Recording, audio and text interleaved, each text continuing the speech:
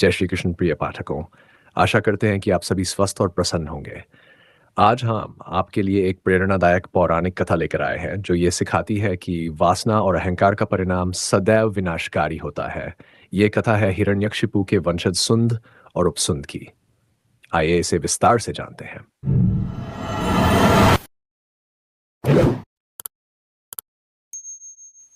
सुंद उपसुंद। हिरण्यकशिपु के वंश में राक्षस निकुंभ के दो पुत्र सुंद और उपसुंद उत्पन्न हुए। ये दोनों भाई अपनी शक्ति और एकजुटता के लिए प्रसिद्ध थे।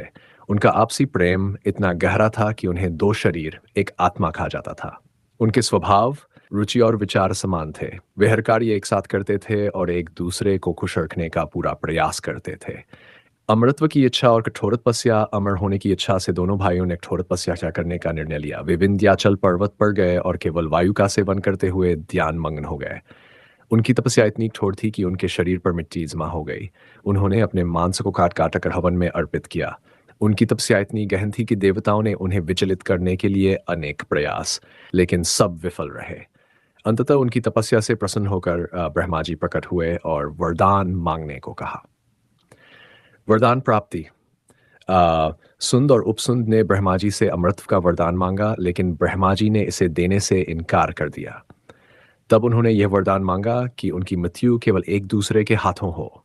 ब्रह्मा जी ने तथास्तु कहकर उन्हें वरदान दे दिया।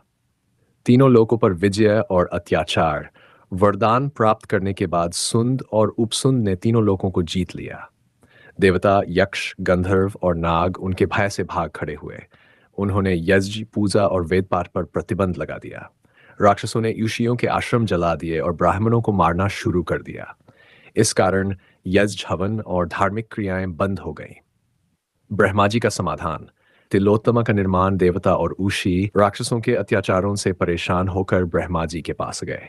ब्रह्मा जी ने विश्वकर्मा को संसार की सभी सुंदर वस्तुओं के सार से एक अद्वितीय सुंदर स्त्री बनाने का आदेश दिया। विश्वकर्मा ने तिलोत्तमा का निर्माण किया। उसका प्रत्येक अंत आकर्षक था। ब्रह्मा जी ने तिलोत्तमा को आदेश दिया कि वह सुंद और उपसुंद को आपस में लड़ाकर उनका अंत करे। तिलोत्तमा और राक्षसों का अंत। तिलोत्तमा विंध्याचल पर्वत पर पहुंची, जहां सुंद और उपसुंद मदिरा पीकर आनंद मना रहे थे। तिलोत्तमा को देखकर दोनों उसकी ओर आकर्षित हो गए और उसे अपनी पत्नी बनाने की इच्छा व्यक्त की। तिलोत्तमा ने मुस्कुराकर कहा, पहले यह तय करो कि मैं किसकी पत्नी बनूं। काम वासना और नशे में डूबे दोनों भाइयों में भयंकर युद्ध छिड़ गया।